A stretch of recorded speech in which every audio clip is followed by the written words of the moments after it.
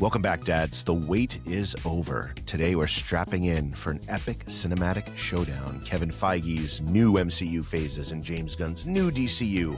We're diving deep into the competing visions for these iconic comic book worlds. Beyond the CGI battles, we're unpacking what matters most to us, the ambitious undertaking of building a connected universe and the legacy being passed on to the next generation of fans. Grab your web shooters and your batarangs, and let's debate the future of the big two on this episode of Three-Dimensional Dads. I'm Jay. I'm Derrick. And I'm Ian. And we're the Three-Dimensional Dads. And our wallets are going to be begging for mercy come September because there is a lot of movie we have to watch this year. Oh, my goodness. It's going to be rough. Summer. Yeah. Well, and I think we're single-handedly keeping the theaters alive, right? I mean, have you been to the movies lately? It's not an event anymore, right? Right. Yeah. I mean, it has to be superheroes. Those movies are what's pulling the big numbers now. And it's like, it's tough to even get me to want to leave the house to go see one of these things. But like Marvel has that buzz. Star Wars still has that buzz. But like, yeah, I feel like that's what's keeping movie theaters going right now. The popcorn buckets and the... No, well, I'm not paying $40 to eat popcorn out of Vince Neil's head. Out of an AT-AT? I don't know. It's a cool AT-AT. That's how they get you. Use my dad thing. That's how they get you. It's a collector's item. You know, it's been 20 years since Iron Man. 20 years almost. 18 years or so. Damn. Yeah. So has it really? It has. 2008. They started making it in 2006. So, I mean, if you think about it, it's been 20 years of this chunk of cinema history, right? Since we had Iron Man. And now we're in theaters, we're in streaming, we're in amusement parks. Like, I think we finally made it to a point where superheroes are one of the biggest parts of like the cultural zeitgeist. I mean, everyone knows in some way, shape, or form Iron Man, Captain America, Superman, Batman, but they don't know them from the comic books anymore. They know them from movies and TV. Right. Yeah. It's crazy. That like Target, the whole aisle is all this stuff that we're talking about here. It's nuts that it's just so cult. Because like when I was a kid, this was not popular stuff. There was one store, the comic book store, that had these kind of things, and the rest was not. Yeah, it was. And I think that's mainly contained because it was contained to comic books. And now you have the technology where you could have these movies made in real live action, and you have celebrities that, you know, now have big names that are these characters that you know that their careers are associated with. Chris Evans, I think out of everyone is like, he feels like Captain America. I feel like it's hard to break away from. He totally is Captain America. I mean, he's that's so good though. He's a great actor. Like I've loved him in Knives Out and other stuff he's done, but like, yeah, that feels like him. I think that we are getting to a point now where superhero cinema, superhero streaming is no longer superhero cinema and streaming. It's just that's what we have. Right. Oh yeah. Disney Plus is built on all. Yeah. That is what we have. And before we get into our topics, I think that changes the calculation, I think, for the people that make this, right? Because it's no longer like we're doing this niche project for a small group of people, right? It's not the event. Going to the movies is not the event it used to be, but it's still the biggest property, the biggest money makers that these studios have, I believe. So I think you know, we need to get right into it. I think, you know, we have two competing visions right now, right? We have the DCU reboot and the MCU continuation. So like, where are we at? Yeah, it's tough about which one's winning, which one's more impressive, which one is, you know, they're in such different places that, you know, DC Comics just did an Etch-a-Sketch and like, you know, shook the Etch-a-Sketch and just reset the slate, which Marvel is getting super complicated. Yep. Yes. Because it's so much. It's just so, it's all over the place. Who can and keep you have track like of all the that? Daredevil people, and you have it's tough. And we talked about this idea, like, too, do you have to do your homework? Do you have to do your homework to watch a TV show? Do you have to do your homework to watch a movie? I'm going to say no, it's not necessary, but it does certainly help if you've never been part of this before. So if like you're younger, you're just getting into it. Yeah. I feel that, I mean, if we want to like jump right into it, right? I feel DC has had, call it the luxury, right, if you will, that they have been playing, I'll call it like small ball for a baseball metaphor, right? Yeah. And I think they also have the luxury where, like Ian, you just mentioned, they shook the Etch-a-Sketch clean, right? And so they could try different things and see what sticks at the wall. I think with the Snyderverse, they found out what didn't work, what didn't appeal with fans. Yikes, and of course they got Gunn in, right, who really wrote properties for Marvel. I mean, the Guardians of the Galaxy, that people really connected with. And when he started taking over a lot of the DC properties and started doing the creative things, I think that resounded more. And so now he's at the helm, right? And we're seeing the start of a vision. But he does have that luxury where he can try new things, right? How many, we just got a new Superman. And a damn good one, though. A damn good one. It was really successful. Yeah, and that's after we had the Supergirl TV show with that Superman, and then we had the crossover to Superman and Lois, and now we have this new reboot with Superman, which, I mean, home run. Yeah, and to me that's exciting, because how many times have we spent our reviews in the parking lot going to Marvel movies and saying, wow, I wonder where this is going to connect, or where is this all going? And we've been waiting. And we've been waiting, and we've been waiting for the connection. And so maybe we're going to see something come December. Just maybe. Right, finally. I'm hoping we see something come July with Spider-Man. Give me something. Give me a tease, Yeah. Well, the Infinity War was too good. It's like Endgame was too good. And I feel like that both makes me feel like I need, I'm showing my daughters the whole MCU right now. So I'm trying to get them ready for Doomsday. They just got into this stuff. So one of my daughters came to me and was just like, who's Iron Man? What are all these movies? They saw a trailer for Doomsday along with some other movie we were seeing. And I was like, oh, well, if you want to see that, we have, 15 movies to watch for that movie to make any sense to you. And then they were like, sure. And so we went back to Iron Man and started it's been great for me to rewatch and see how great those early ones are. But it's also reminded me of the hit rate that Marvel had. Marvel had Thor and Iron Man and Hulk and Captain America. They made good, solid comic book movies. The only reason why any of this is still going is because they nailed Avengers and they nailed those other they nailed those early movies. Mm-hmm. I'm worried about Supergirl. We saw one trailer that I really dug, and then another that I went, okay, it seems like a Guardians of the Galaxy reskin. I mean, I loved Superman. I thought that was great, but I see the trailer and go, okay, I've seen that movie. The movie that seems like they're selling, I've seen that so many times. Yeah. I hope it's awesome, but you can't have too many misses this early. Clayface, we just got a trailer for that today. And it's I think in some way, it's really awesome that DC can do its own styles. That's something that I heard James Gunn talking about. Is that Clayface can be a body horror, or Supergirl can be a very different, it doesn't have to fit into the main Superman storyline, the main vibe of the rest of the DC. It can be all over the place. And we lost a movie I really wanted to see that was Edgar Wright's Ant-Man. Yeah. So Edgar Wright was making Ant-Man with Simon Pegg as Ant-Man. It was going to be set in the 60s and really stylish. And Edgar Wright's one of my favorite directors. He's hilarious. His editing style, his pacing. But I think it was too Edgar Wright and not enough like the rest of the main MCU. So it was cut, and we got the Peyton Reed. But that was awesome. I love that too. But I feel like if anything was too outside the box for the MCU, they didn't do it.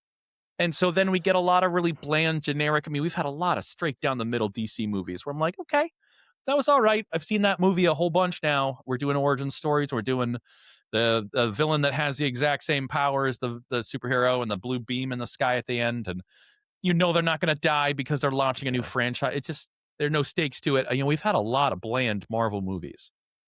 So I think that could be a superpower for DC. And, comic books are like that too.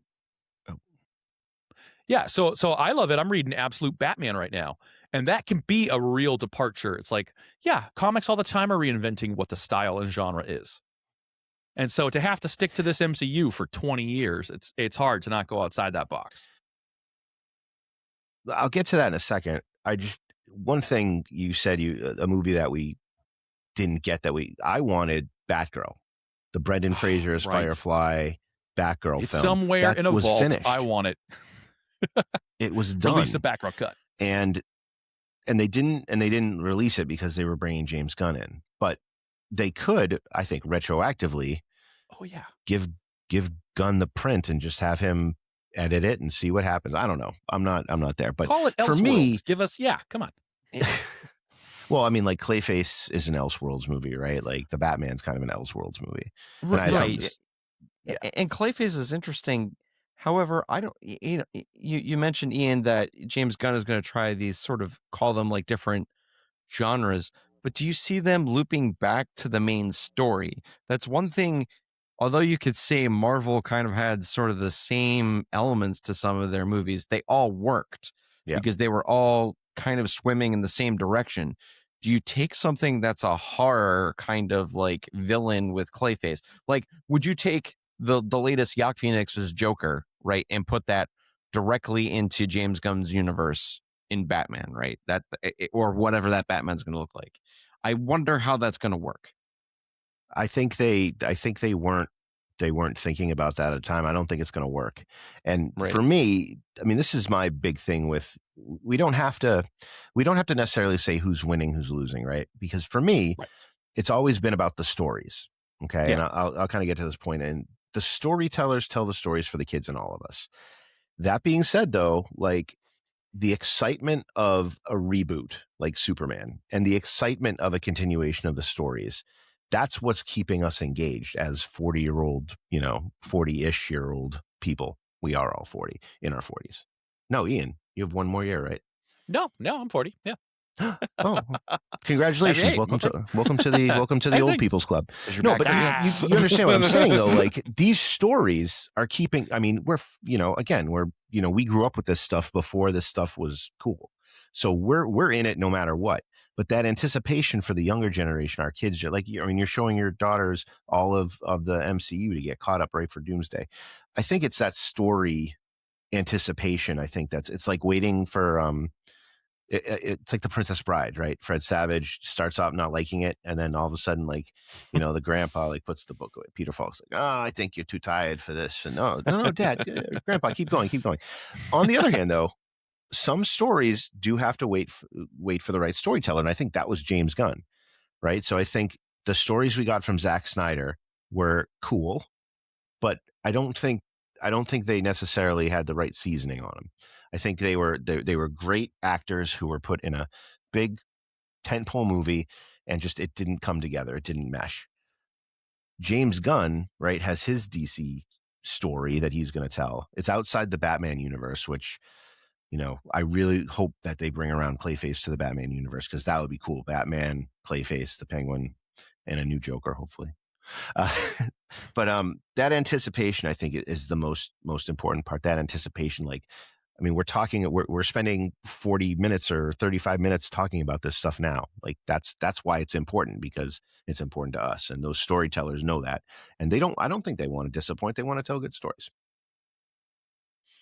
Right. But I don't think there's any doubt in that. Yeah.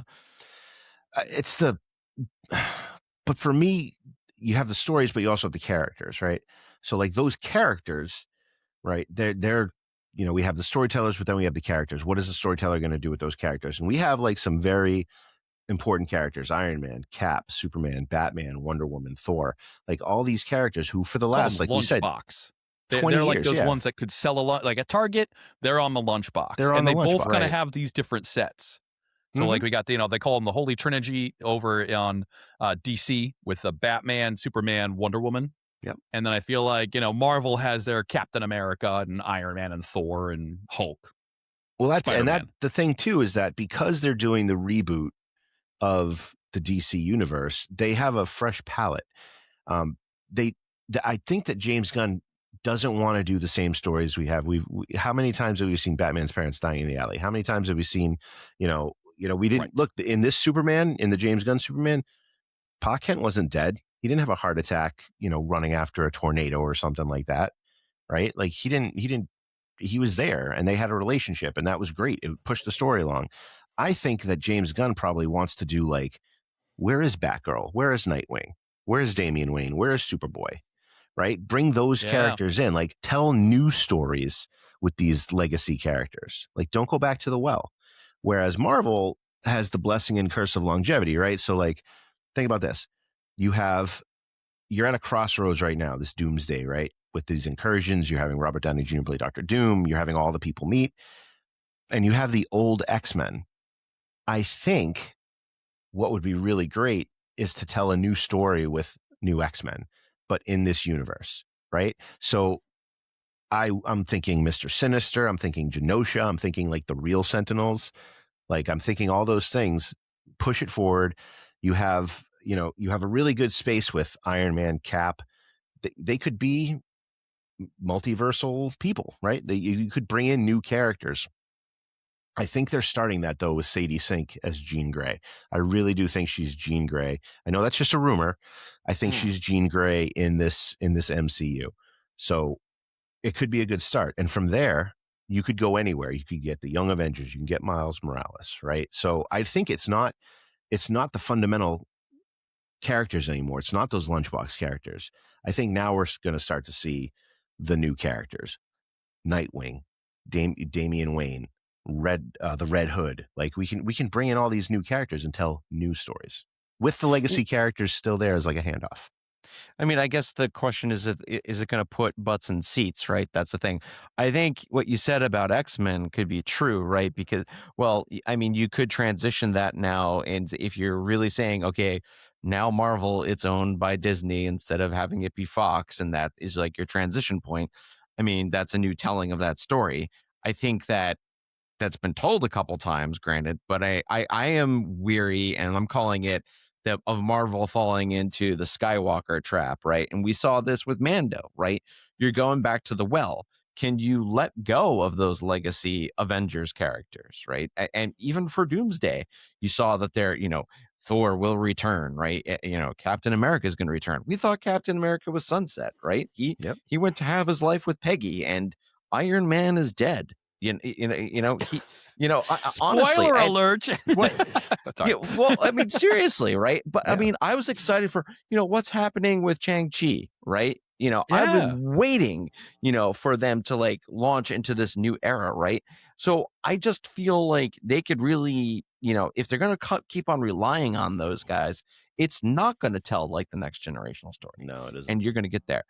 And it goes back to, again, I think, right, that DC has the fortunate luck or lack of success where they could build, they're starting from scratch, rebuilding a studio for the big screen. Because I feel like they've played, again, like the television aspect and the cartoon aspect and like kind of the side quests very well. Now I'm interested to see like, okay, where they're going to really bring it in terms of a big franchise, right? Main quest. That you're going to have. Yeah, the main quest. I really want to see that. I think both properties, though, still have the problem of we've got multiple Spider-Man over here. We've got multiple Batman over here, right? We even have a new Batman with the Batman movie coming out. and James Gunn is launching this whole new DC quest, right? So where does that fit in, right? Yeah. Right. Yeah. I know. So I also think that the way that both of these companies, and I mean, you mentioned TV, and I think that's something that James Gunn, like I thought Peacemaker's great. Lanterns is going to be a TV show, and I think that feels like he's got a pretty solid. If they're bringing in Green Lantern at first, that's a TV show. Yeah. All of these characters have legs, and I think that they've been doing a lot of their lunchbox characters backwards. It's like for Spider-Man and Batman in particular, I read those comics. They have 70 years or however many years of amazing stories with these characters. Bingo. And then we get one Spider-Man movie every 5 years that's 2 hours. Spider-Man has so much, there are real legs there, pun intended, to tell these stories that are longer. We should have an A-level Spider-Man TV show where we get a top-of-the-line character. And I feel like they saved that. We get side characters. We get second and third tier Marvel properties as TV shows. We do not get Iron Man as a TV show. We don't even get Batman as a TV show. Batman has been there's so many Batman stories to tell. And then we get like one every 7 years. It's not enough Batman. It's like those are the characters that really would hit. And so I don't think either of them have Batman. done. We need more Batman. Come on. I know. And the fact that we don't have a live action Miles Morales and Gwen Stacy is crazy to me. I feel like they've brought a lot of the big characters through. The fact that we don't have that the new X-Men are exciting, and I'm super pumped for those. But I think that's crazy you don't have a live action Miles Morales yet. Like, I like Tom Holland, and that's cool. I feel like they seem like they're running out of steam a little bit on that. Brand New Day looks great. Sure.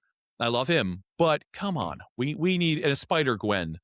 It would crush. I don't know why they haven't done that yet. That seems nuts. Where they're bringing in a lot of like Moon Knight, and like we were getting Werewolf by Night and like all these other characters. It's like, okay, they just keep adding more characters, and I feel like that gets nuts for the MCU where there are so many characters now. Yes.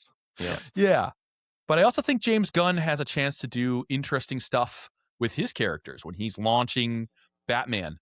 I mean, I think Damian Wayne already, that's the rumor that Batman and Robin were going to get this storyline where it's his son who's going to be like a psycho. Like Damian Wayne Robin is like Hit Girl, where he was trained by the League of Shadows. He's his son with Talia al Ghul, and he comes in and he's like a trained assassin. And Batman like doesn't kill. I mean, I can't wait to see this movie. It's going to be a yeah, that could be super, super interesting with how they do that. Or Wonder Woman. You know, I like the Gal Gadot Wonder Woman. I don't know how you pivot that too far from that and not just remake that movie when it's time to do Wonder Woman. Yeah, I agree. But, you know, if we're talking about these characters, I think we have to talk about dads. So for our next topic, it's going to be from the dad perspective. Dads in these universe, dad stories. Which one's going to be better, MCU or DCU? So I was thinking MCU is stacked with dads right now. So if we're talking just volume of dads, we got Hawkeye, Ant-Man, Thor, Cap, Black Panther, Hulk, Reed Richards, Iron Man. It's kind of the whole reason why we have a podcast is that we were like, what's up with all these dads? Because, you know, are these movies for us or are they for our kids? Well, now they're kind of for both of us, but they're still pretty much for us, right? Like we're the ones that read the comics. We want to take our kids to this stuff. You know, I think if we're talking MCU, Iron Man and Morgan were such amazing scenes. The Love You 3000, and like out of all those movies, we knew that when we saw Infinity War, like, oh, they saved all the dads, you know, for Endgame, and we're like, yeah, because oh my God, it hit home. That Hawkeye scene where he can't find his kids, that's like every dad's fear when you're like, wait, where did you're like somewhere public and you lose track of a kid. That was so heartbreaking, and like I've seen the MCU doing some really, really cool stuff with dads in their movies. So even in a terrible movie like Ant-Man and Quantumania, like that was not a great Marvel movie, but the Cassie and Scott Lang stuff was so good. Yes, and we got to see him be a hero and his daughter's a hero. I think that they haven't quite done that yet. We've had these kids that are so young that they're just parenting them. They're not heroes yet. But if you read any comic book, that is a classic comic book thing that like, it's the son of Ant-Man. That's you know, so like it was great to see Cassie Lang have the suit and be doing hero stuff with her dad. Like that was super cool to see handing that down, that it's not just a parent-child relationship. Now it's a hero to a hero and training a next level hero. Because I don't know if any of this stuff is inherited also. So like Cap's super strength, when he has kids, are they going to get any of his powers? Science. Right? Thor, I mean, I would assume a Thor kid would have powers of a god and all of that stuff. Yeah. But we don't know yet if it's hereditary. Well, yeah. Marvel has a lot of like good surrogate parents. Aunt May and Uncle Ben, right? No, think about it. Aunt May and Uncle Ben, Thor and Love, right? From Thor, Love and Thunder, right?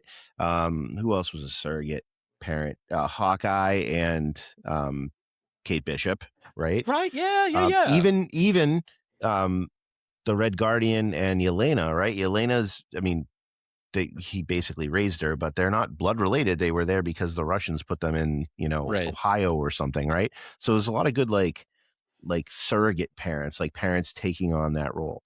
As far as who has the better story, I have no clue. But they have a huge canvas to paint on. Now, Marvel, obviously Fantastic Four, right? The first family of Marvel. It's the new center of the Dadverse. It was like literally the bacon on the fish hook for me. Like, oh man, Doctor Doom's talking to Reed Richards, just you know, like, right, because I know where that's going because I've read the comic books, right? Like Reed and Sue Storm's kid is supposed to be like this like otherworldly power superhero. So we have that. We know that Steve had the kid with Peggy Carter before he went AWOL at the conclusion of Endgame, right? So there's that dad thing going on. There's the Thor thing, although they didn't really reference it in that little trailer. So there's a lot of good parent stories there. Now, as far as Batman and Superman, I'm kind of holding expectations back because, again, he has a lot more heavy lifting to do with the characters themselves. Now, that thing you said about Damian Wayne as the child of Talia al Ghul as a psycho, if they do that, I don't know if they're necessarily going to, but are they going to do that as like part of the DCU? Are they going to do that part as the Batman? Like that would change it a lot. I'll tell you this though, one of the biggest dad and even like surrogate dad stories, right, is Batman's The Killing Joke, where he beats Robin to death with the crowbar, the Joker does. I don't want the Joker from the Batman though. I want like a Heath Ledger, Jack Nicholson, like put him in that thing from The Fly, like one telepod over here, one telepod over here, and put a Joker like that. I think something like that, right? I think if we're going to do dark, deep stories, like Clayface looks like a horror movie. The Batman was very, very gritty, like even more gritty than the Dark Knight and that kind of universe. I think we can handle something like that. Now, that's not going to be for kids, obviously. That's more of a niche project. But that's another story you could tell that has dads in it. I think that's one that I'm looking for. I don't think they've nailed the Joker in that way. Of like, I think Mark Hamill from the animated series, like wear the purple suit with the green hair, with the white face, like the Joker. They go like, no, what if he's reinvented and he's a punk? Or what if he actually has tattoos in his teeth? Hold on 1 second.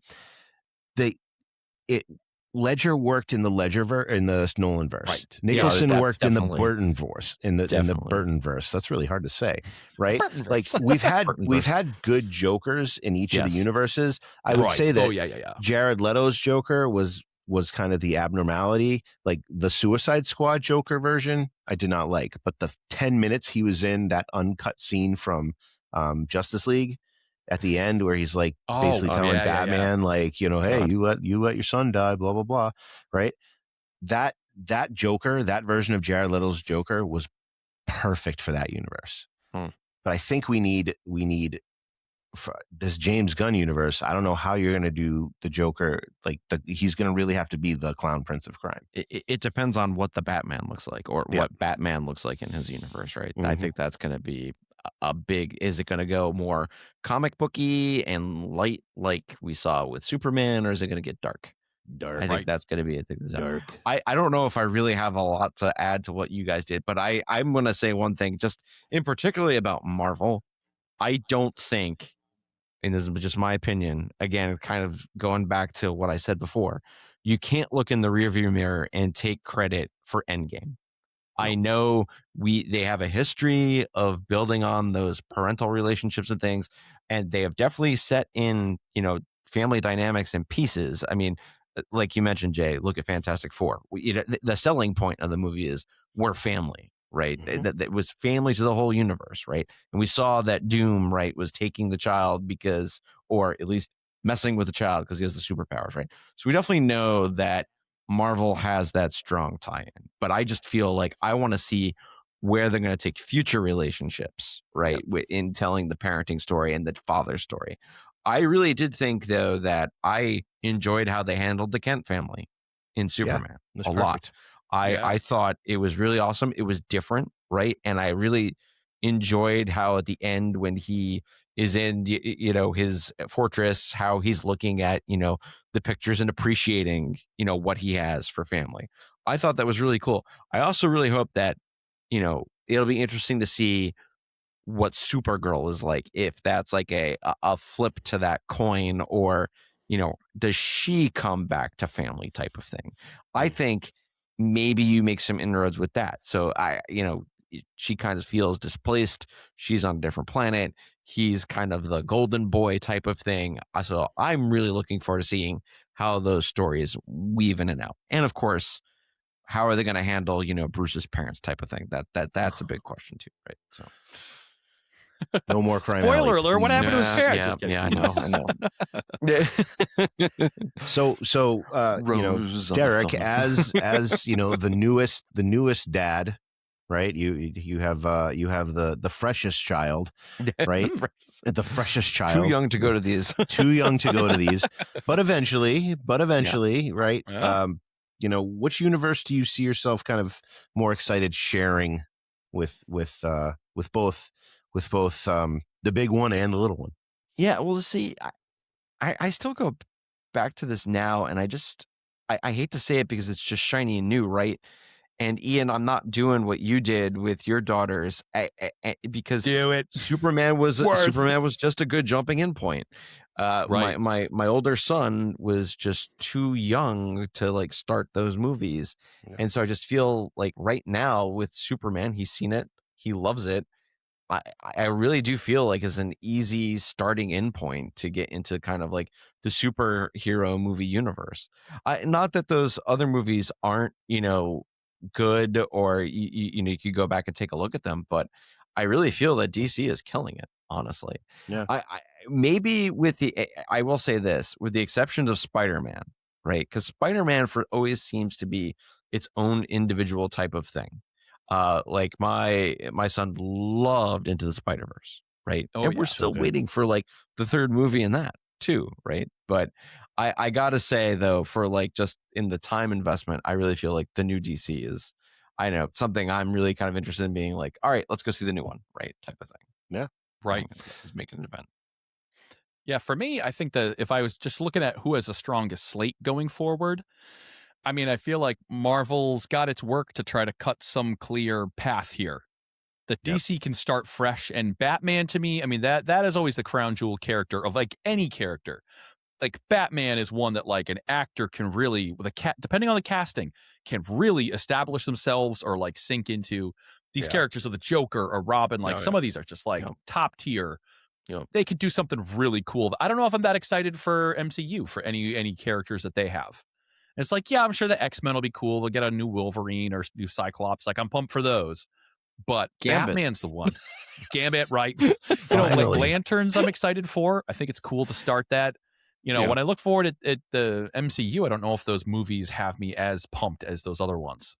Yeah. I think the X-Men will be the next one for me that, like, if my top of my list, I want a new X-Men. I mean, I love because I mean, at this point, we've taken all the toys out of the box, right? Like, what other superhero movies are there that we have not brought in? We got Toby, we got Andrew Garfield. Like, they've pulled in so many. Eventually, there won't be any left. Right. It's like we have Michael Keaton. We've done okay, so we're just gonna keep pulling in these actors. Yeah, they need to start reinventing and doing some of their own cool new stuff. That'll be the references later. I agree. But for my kids, I gotta say the MCU is what they're pumped about. Because, the DC's all promises, but for Doomsday, they are super excited to get to know all these characters. And especially at their school, it seems like the kids are talking about, they came to ask me these things because they're like, oh, they're hearing this at school on the playground. They're all playing DC stuff. I mean, sorry, they're all playing Marvel. So, yeah. You so see, I know my kiddos.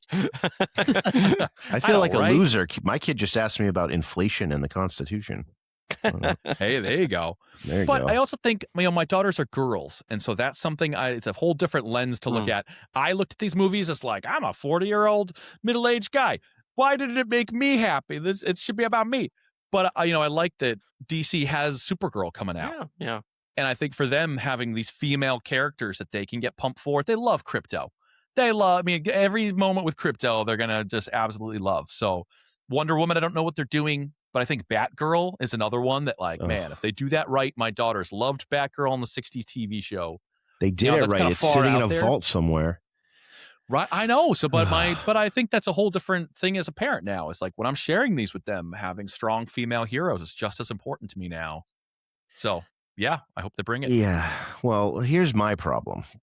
I think this is a good place to wrap on because it's like Empire Strikes Back. It's the sad ending. My daughter, not a comic book person, doesn't jive with Star Wars, could care less about Batman, Superman, X-Men.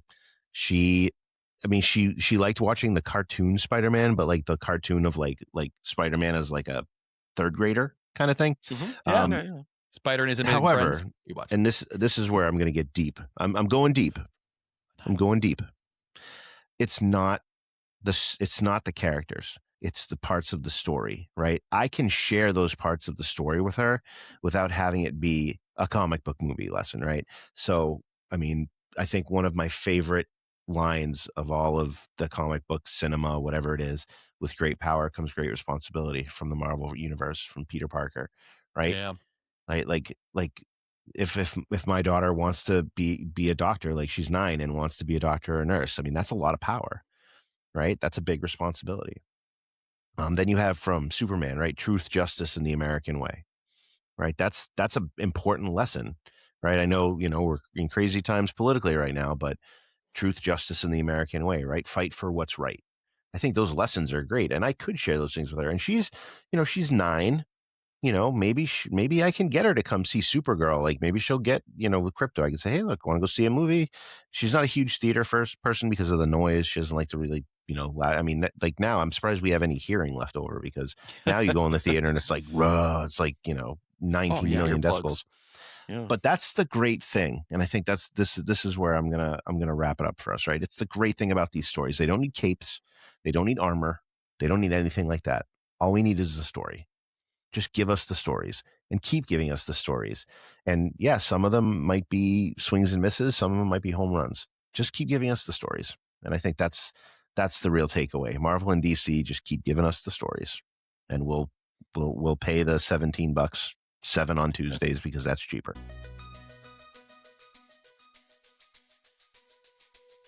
Thanks for listening, Dads. Was that the most heated round 2 we've ever had?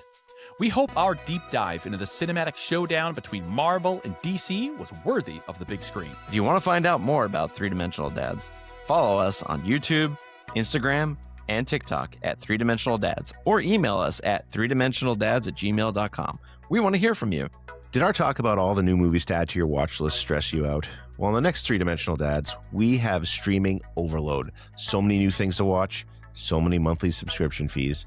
All this and more next time on Three-Dimensional Dads.